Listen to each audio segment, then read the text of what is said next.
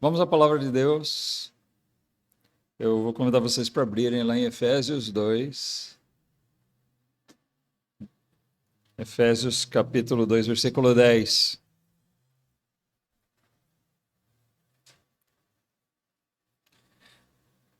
Aqui nós temos o assunto da nossa meditação dessa noite, a palavra do Senhor.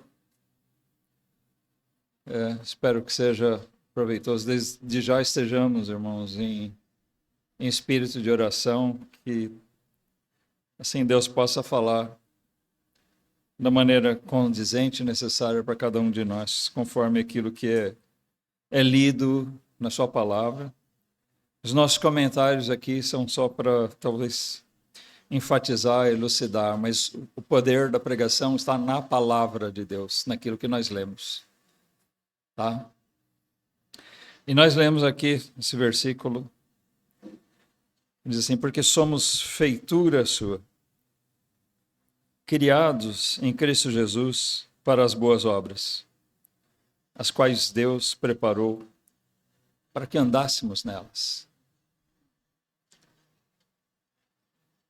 Eu não sei se você já atentou verdadeiramente nas palavras desse versículo, como elas são maravilhosas. Geralmente o que acontece os dois versículos que antecedem esse aqui, eles trazem aquela verdade tão importante e enfática aqui da salvação pela graça, não pelas obras, para que ninguém se glorie. Esses versículos são tão marcantes, tão importantes, que muitas vezes nós usamos esse versículo 10 aqui como um coadjuvante. O astro principal, ou os astros principais são os versículos 8 e 9, e o 10 aparece só como coadjuvante. Mas hoje nós vamos focar mais nesse aspecto aqui. Tá? Então hoje ele vai ser o astro principal, o protagonista da nossa meditação. Ele é consequência, sim, da salvação pela graça. Obras não salvam, nós sabemos bem disso. Nenhuma obra salva, nada que nós possamos fazer. A salvação é totalmente gratuita, amém? Mas o que nós encontramos aqui, irmãos, aqui nesse versículo 10, e em outras partes das Escrituras, é que a graça não elimina o papel das obras. A questão é de não colocar nas obras um papel que não é o delas, né? Das obras.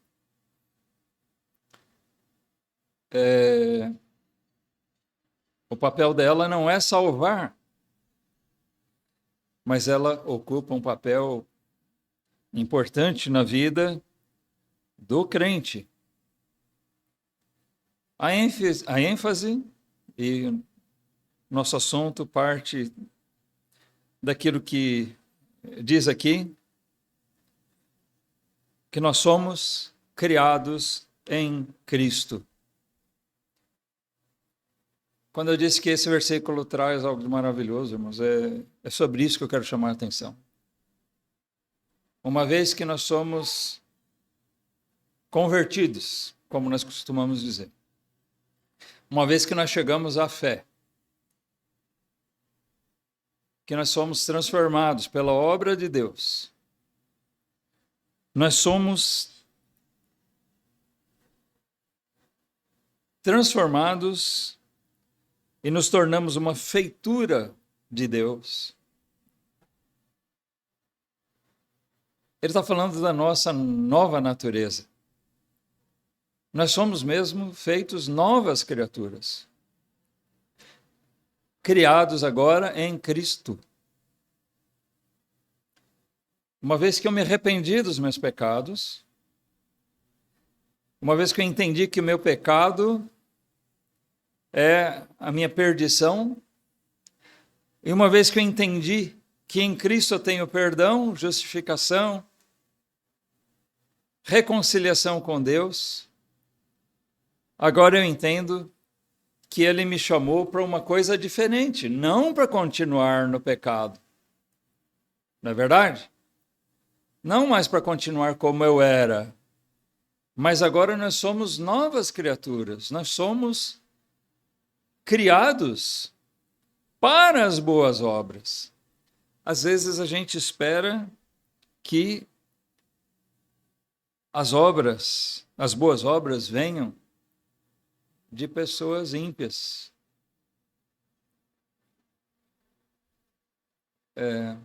Essa é uma expectativa furada. Porque as boas obras, ou seja, a prática da justiça de Deus, isso são boas obras. Né?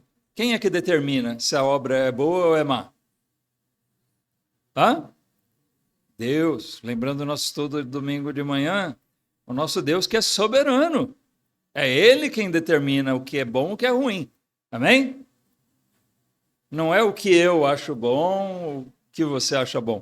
É o que Deus determinou que é bom e o que Deus determinou que é ruim. Esse é o critério de justiça.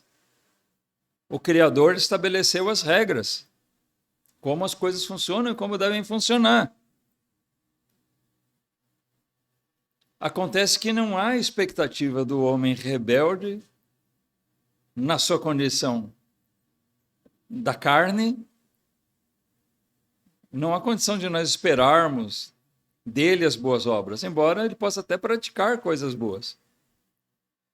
Mas o fato é que as boas obras foram preparadas para nós. Deus espera ver boas atitudes, justiça, a prática da vontade dele em nós, nos salvos, naqueles que foram feitos por ele, naqueles que foram gerados em Cristo por ele.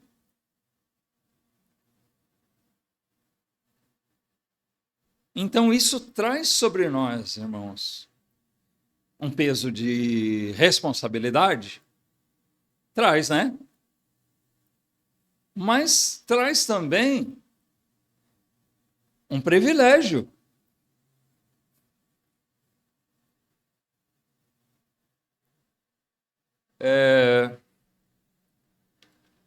Quando eu era jovem e a gente jogava futebol, né, praticava esportes, os irmãos que ainda praticam esporte sabem disso, né? Como é que as coisas funcionam.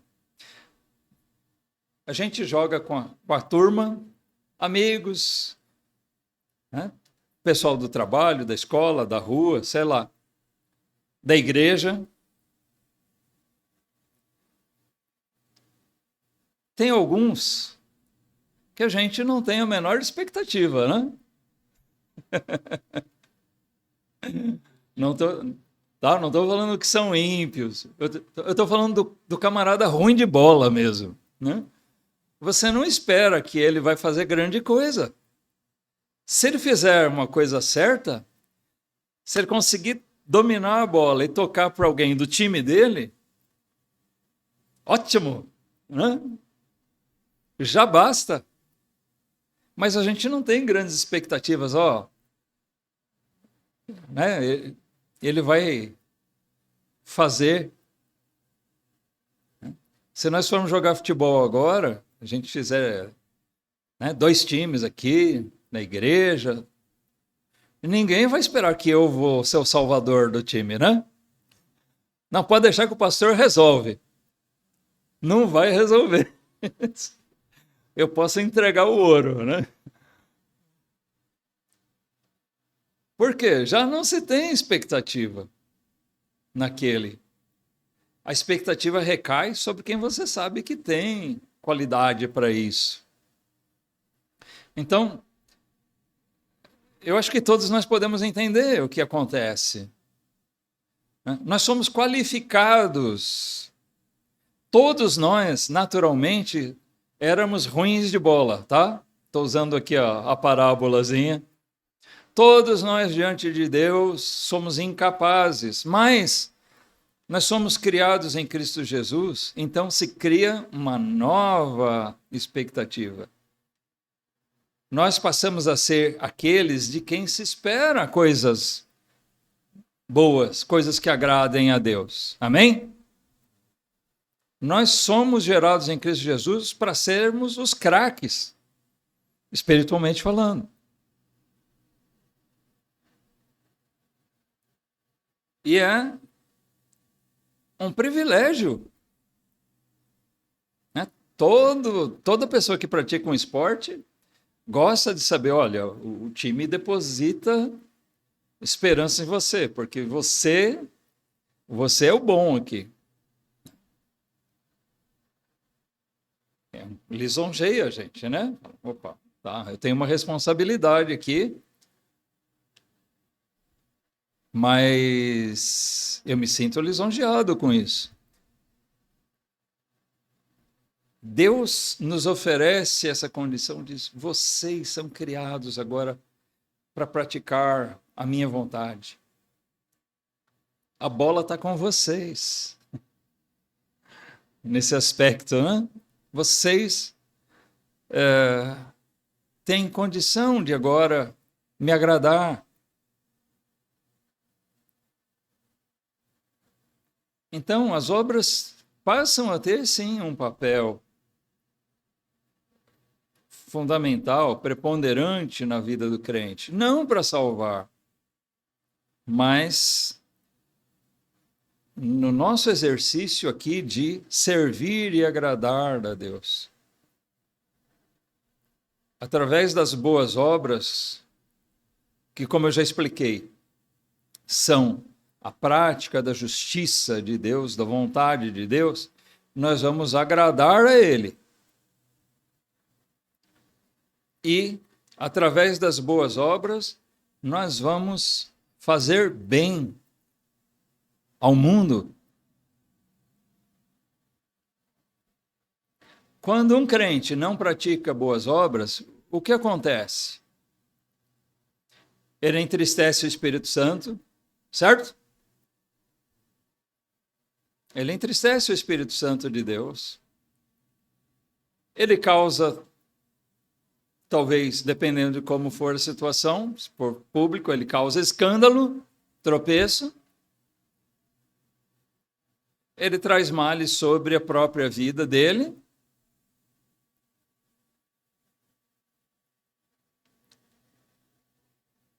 Então, isso quer dizer que nós precisamos mesmo pôr bastante atenção nessa questão.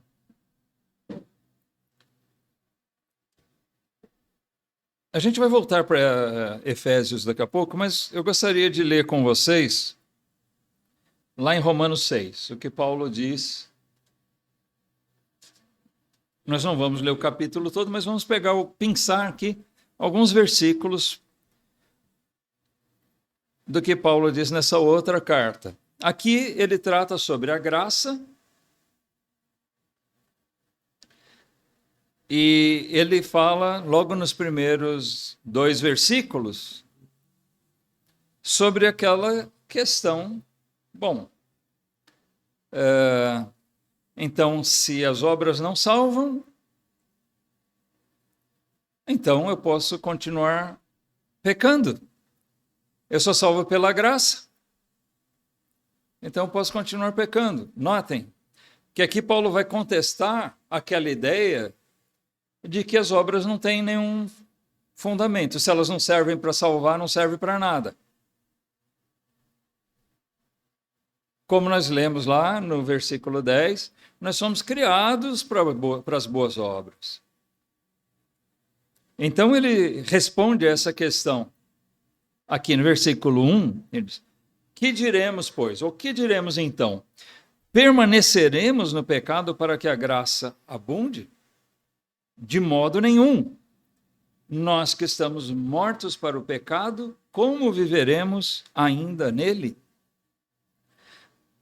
Então aqui Paulo mostra que a realidade daquele que é criado em Cristo, ele é criado em Cristo para as boas obras. Aqui ele mostra por um outro aspecto. Tá? Aquele criado para as boas obras tem o sentido de ser gerado, de nascer para as boas obras. Aqui ele usa a linguagem inversa, percebe? Ele vai para o lado negativo. Ele diz, nós morremos para o pecado. Ele está dizendo, por uma ótica diferente, a mesma coisa. Você morre para o pecado porque você nasceu em Cristo. Aquele que é criado em Cristo, ele morreu para o pecado. Então ele diz aqui, como é que nós vamos continuar vivendo no pecado? Como viveremos ainda nele, no pecado? Se eu fui criado em Cristo Jesus para as boas obras. Não é verdade? No versículo 6, ainda ele diz o seguinte, sabendo isto, que o nosso homem velho foi com ele, ou seja, com Jesus, crucificado, para que o corpo do pecado seja desfeito, para que não sirvamos mais ao pecado. Olha, então o corpo do pecado precisa ser desfeito. A gente sabe que nesse corpo, Paulo mesmo afirma em outra passagem, ele chama esse corpo aqui, esse corpo de morte. Bom, o salário do pecado é o quê? É a morte. Então, o corpo de morte é o corpo de pecado. A gente sabe que esse corpo vai ser desfeito.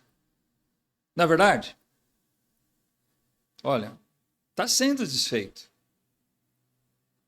Nós estamos envelhecendo. Nós estamos adoecendo.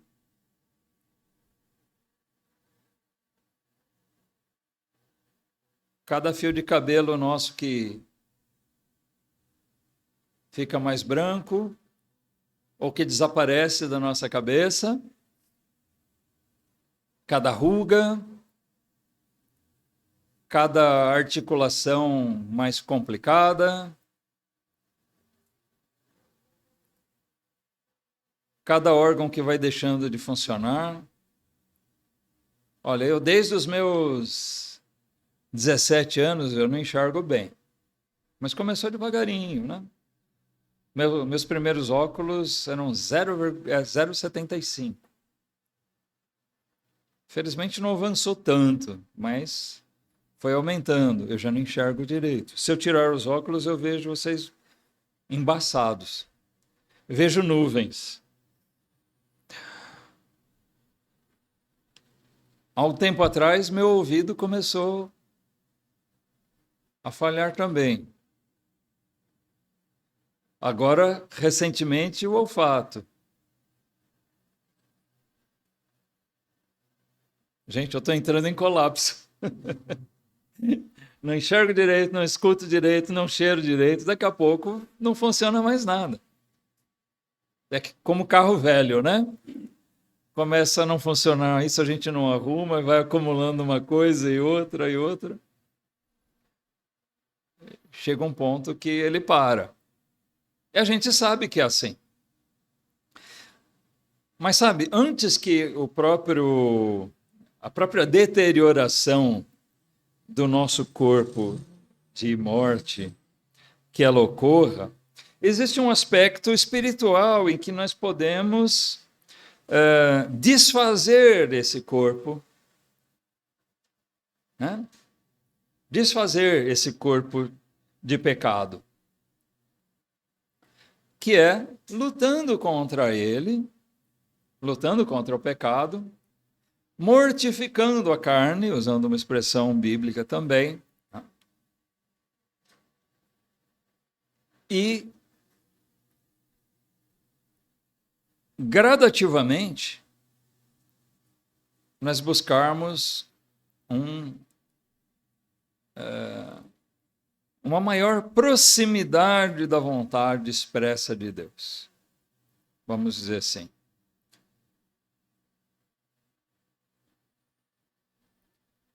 Então é importante que a gente esteja seguindo a nossa carreira cristã e olhando, o que eu estou fazendo?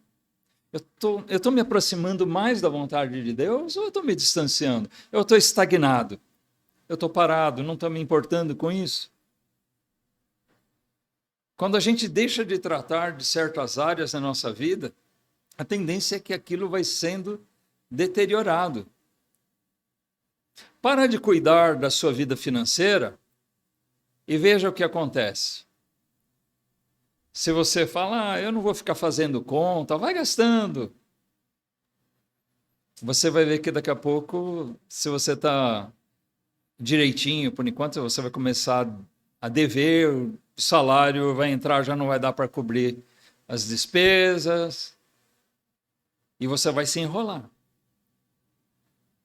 Isso é uma realidade na vida financeira, na vida material, na vida espiritual. Se a gente não cuidar de investir, de progredir nesse aspecto, de matar, mortificar a carne, de desfazer esse corpo de pecado, uma vez que eu fui criado em Cristo, agora para as boas obras, eu tenho que ir deixando esse pecado para fora, né? Eu vou tirando isso, eu vou me despojando disso. Se a gente não tiver esse pensamento, nós vamos estar tendo a mentalidade de um ímpio. Concordam comigo? O ímpio não está nem aí, ele não se preocupa se ele está fazendo a vontade de Deus, se ele está agradando a Deus ou não. Mas alguém que foi criado em Cristo Jesus, ele não pode pensar como ímpio.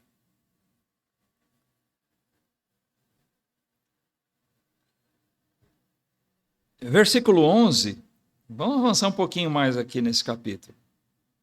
Também ele diz o seguinte, ainda em Romanos 6, tá? Assim também vós, considerai-vos certamente mortos para o pecado, mas vivos para Deus, em Cristo Jesus, nosso Senhor. Por que vivos para Deus? Mortos para o pecado, porque eu não vivo mais para o pecado. Pelo contrário, isso tem que ser deixado para trás. Mas vivo para Deus. Eu fui criado em Cristo Jesus. Agora eu estou colocado numa condição de viver para o meu Deus.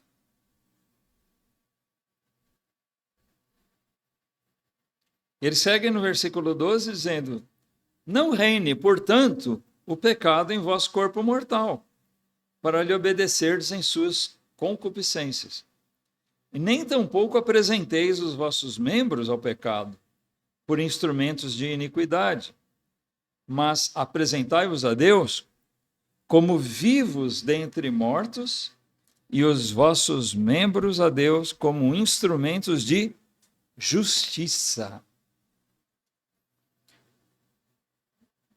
Nós estamos aqui agora para ser instrumento de justiça, ou seja, para fazer a vontade de Deus. Justiça é aquilo que é determinado por Deus.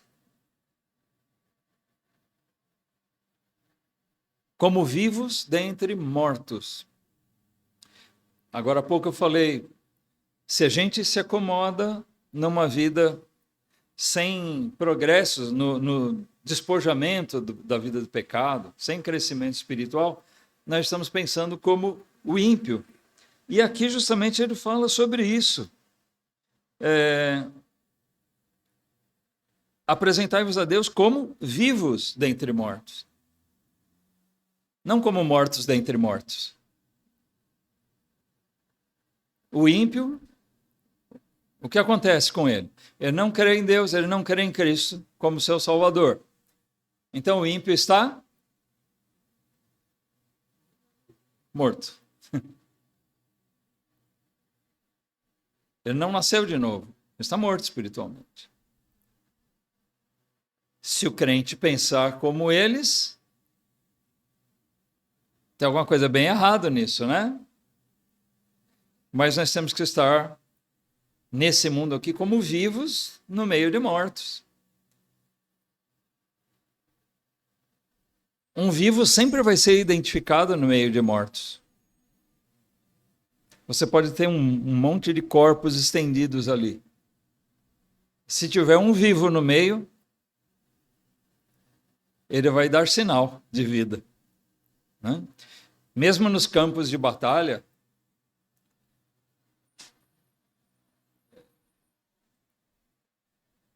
nas guerras, né, dizem que era comum, Primeira, Segunda Guerra mundiais, e acredito que em outras guerras também, depois de uma batalha onde ficavam muitos mortos ali, os soldados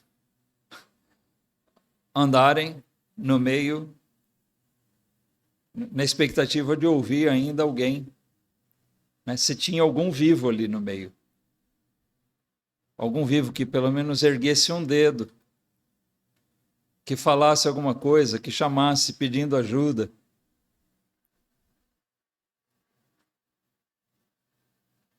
Mas quando eles passavam e só tinha silêncio, é porque só havia mortos, somente defuntos. O vivo, ele se mostra no meio de mortos. Irmãos, nós temos que entender isso, que nós temos que ser vivos, viver aqui como a palavra de Deus diz. Não sou eu que estou inventando isso, né? Mas a palavra de Deus que diz para nós todos. Você, nós temos que estar aqui, nos apresentarmos como vivos dentre mortos. Alguém que é criado em Cristo, ele é vivo. Ele pode estar no meio de mortos, cercado de mortos ao redor, mas ele vive. No versículo 22 ainda, também nós vemos: mas agora, libertados do pecado e feitos servos de Deus, tendes o vosso fruto para santificação. E por fim, em coro, por fim o quê? Vida eterna, amém.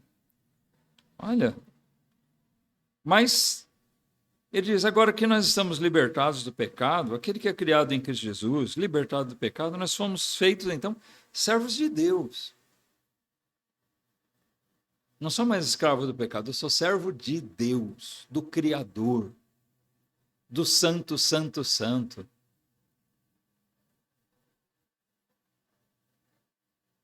Nós temos que nos questionar.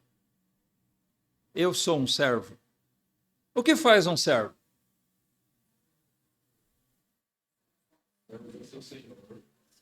Como? Serve ao seu Senhor. Ele trabalha.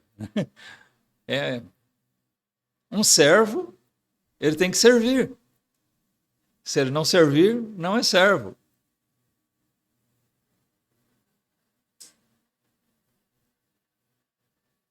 Estou falando aqui coisa redundante, mas é porque essa é a realidade. E como é que nós servimos a Deus? Louvando o nome dele, agradando ele, fazendo a vontade dele e fazendo ele conhecido aos outros. Exaltando a Deus. Então isso é aquilo que mostra que nós servimos. Mas ele disse também mais aqui: tendes o vosso fruto para a santificação. Aquele que é criado em Cristo não pode ser diferente. O nosso fruto tem que ser santificação. Como ele diz no começo do capítulo, como é que eu vou continuar no pecado? Jesus me salvou. Eu fui criado em Cristo agora. Eu sou uma feitura de Deus. Como é que eu vou continuar pecando? Não. Agora que eu sou dele, eu tenho que buscar a santificação. Amém?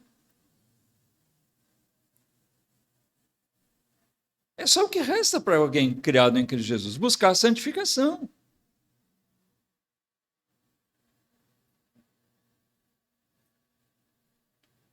É fato, irmãos, que nós somos induzidos pelo mundo para fazer todo outro tipo de coisa, menos buscar a santificação. A gente faz coisa para ficar mais bonito, a gente faz coisa para ficar mais saudável, corpo, a gente faz coisa para ficar mais rico ou menos pobre. E o mundo incita a gente a isso. A gente faz coisa para se divertir, para descansar a nossa mente também, não só o corpo. Nós somos cercados de pessoas que nos estimulam a essas coisas.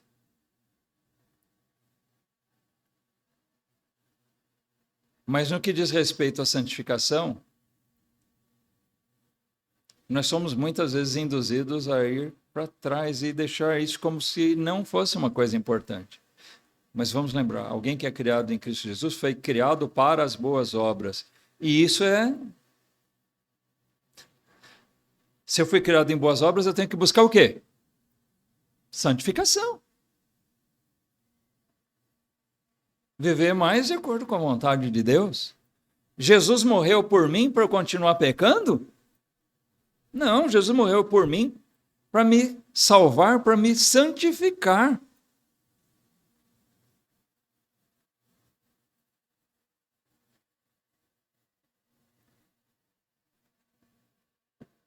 Vamos voltar lá para Efésios, para a gente concluir. A gente tem um texto um pouquinho mais longo, mas nós não vamos aqui, porque ele é conclusivo, tá bom? Nós vamos ler do versículo, no capítulo 4 agora de Efésios, do versículo 17 até o 24. Não é tão longo assim, e também nós vamos ficar comentando tudo. É o conjunto aqui, ok? Do que ele disse. Vamos lembrar o seguinte, que ele disse lá no começo ainda da carta, no capítulo 2, que nós somos salvos pela graça e que somos criados em Cristo Jesus para as boas obras. Aqui, nesse capítulo 4, ele ainda está falando alguma coisa relacionada àquilo que ele mencionou antes. Então, ele diz no versículo 17, e digo isso e testifico no Senhor, para que não andeis mais como andam também os outros gentios, na vaidade da sua mente. Ou seja, não como mortos dentre mortos. Tá? Não ande como os gentios, na vaidade da sua mente. Versículo 18. Entenebrecidos no entendimento, separados da vida de Deus pela ignorância que há neles, pela dureza do seu coração. O que faz que o ímpio viva como um ímpio ele continua em trevas, entenebrecido. Ele continua com o seu coração endurecido. Mesmo que ele não seja exatamente uma pessoa perversa, nós podemos perceber numa pessoa não convertida, um ímpio, o coração endurecido. Sabe como ele manifesta o coração endurecido? No fato de ele se achar relativamente bom ou bom o suficiente para não precisar de Cristo. Ele despreza o Evangelho. Ele despreza Deus.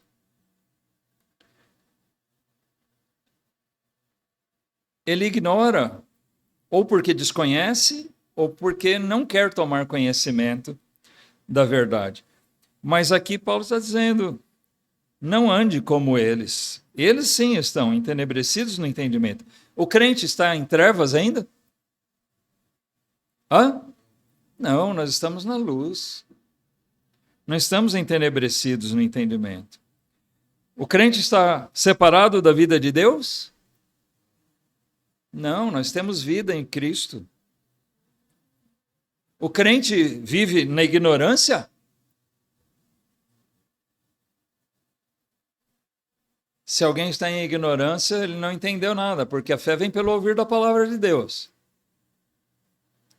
Se ele não ouviu e não entendeu, ele ainda está em trevas, mas o crente não. O verdadeiro crente não está mais em ignorância. E ele não está mais na dureza do coração. Por quê? O que aconteceu com o crente para ele se tornar um crente?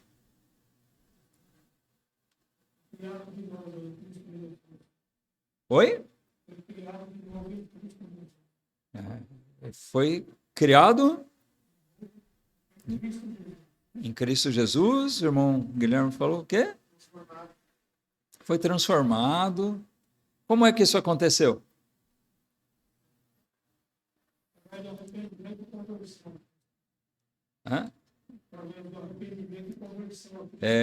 Quem é que fez a gente se arrepender? Quem nos convenceu do pecado, né? O Espírito Santo nos convenceu do nosso pecado. É isso, irmãos. Nosso coração foi transformado. Aquele que é um crente em Cristo, ele teve seu coração transformado. O que faz um crente não é ele erguer a mão, não é ele dizer, eu aceito Jesus, embora essas coisas sejam boas e importantes, tá? Mas não é isso que faz um crente. Não é ser mergulhado nas águas que faz um crente. Não é ter o nome no hall de membros de uma igreja que faz um crente. O que faz um crente é ele ter o coração quebrantado pelo Espírito Santo de Deus. É isso que vai fazer com que ele faça todas as outras coisas. Que ele faça a coisa certa. Versículo 19 ainda, ele diz, então, os quais, ainda falando sobre aqueles gentios que ainda andam na vaidade da sua mente, ele diz, os quais, havendo perdido todo o sentimento, se entregaram à dissolução para com avidez cometerem toda impureza. Mas vós não aprendestes assim a Cristo. Quando nós somos criados em Cristo, não é isso que nós aprendemos, amém? Não, nós aprendemos uma coisa nova. Tudo aquilo que eu vivia, na vaidade, na minha ignorância, no meu tempo de impiedade, aquelas coisas eu tenho que deixar para trás, aquilo é lixo. Agora eu aprendi coisas novas em Cristo. Eu quero conhecer mais de Deus, eu quero agradar mais a Deus, eu quero servir mais a Deus. Mas ele questiona aqui no versículo 21. Se é que o tendes ouvido, e nele fostes ensinados, como está a verdade em Jesus. O verdadeiro crente, ele aprendeu de Cristo uma coisa nova, porque ele é uma nova criatura. O que ele aprendeu de Cristo? Vamos lembrar, em Cristo ele é criado para as boas obras, as quais Deus preparou para que nós, crentes, andássemos nelas. Versículo 22, ele diz que quanto ao trato passado, vos despojeis do velho homem, que se corrompe pelas concupiscências do engano, e vos renoveis no espírito da vossa mente, e vos revistais do novo homem que, segundo Deus, é criado em verdadeira justiça e santidade. Olha, então, aqui o que acontece? Aquele que é criado em Cristo Jesus, criado em Cristo, passa a haver um processo na vida dele de se despojar do velho homem, do que nós éramos, eliminar aquilo. Tem que mudar. A gente enxergar o que não serve mais, tem que sair. Sair da nossa vida, a gente tem que tirar fora. E se revestir do novo.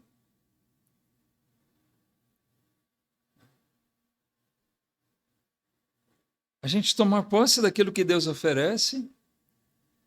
Nós temos um novo destino, um novo caminho pela frente. Não é para ficar olhando para o lado, nem olhar para trás, é olhar para frente.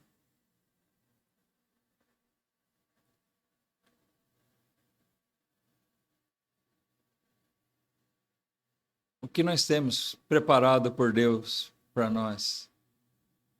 Que venha.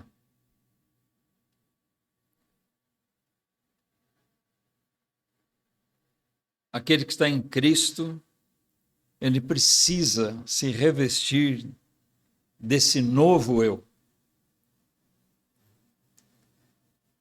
E nós não podemos esquecer que lá em Hebreus 10, 24,